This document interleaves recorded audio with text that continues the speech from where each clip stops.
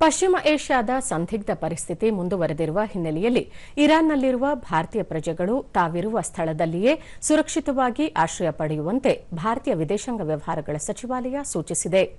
Iran ಒಳಗೆ ಮತ್ತು Iran ಗಡಿ ದಾಟಿ ಬರಲು ಪ್ರಯತ್ನಿಸದೆ ತಾವಿರುವ ಸ್ಥಳಗಳಲ್ಲಿಯೇ ಉಳಿದುಕೊಳ್ಳಬೇಕು.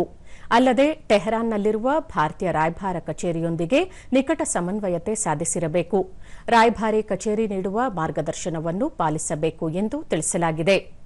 ವಿದ್ಯುತ್ ಸ್ಥಾವರಗಳು, ಮಿಲಿಟರಿ ಸ್ಥಾಪನೆಗಳು ಮತ್ತು ಬಹುಮಹಡಿ ಕಟ್ಟಡಗಳಂತಹ ಸ್ಥಳಗಳಿಂದ ದೂರವಿರಬೇಕು. ಬಹುತೇಕ ಒಳಾಂಗಣದಲ್ಲಿಯೇ ಉಳಿದುಕೊಳ್ಳಬೇಕು ಎಂದು ವಿದೇಶಾಂಗ ಸಚಿವಾಲಯ ತಿಳಿಸಿದೆ.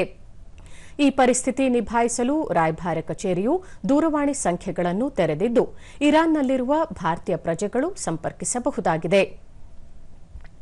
ದೂರವಾಣಿ ಸಂಖ್ಯೆಗಳು ಹೀಗಿವೆ: 989128 109 115 989 109 129 109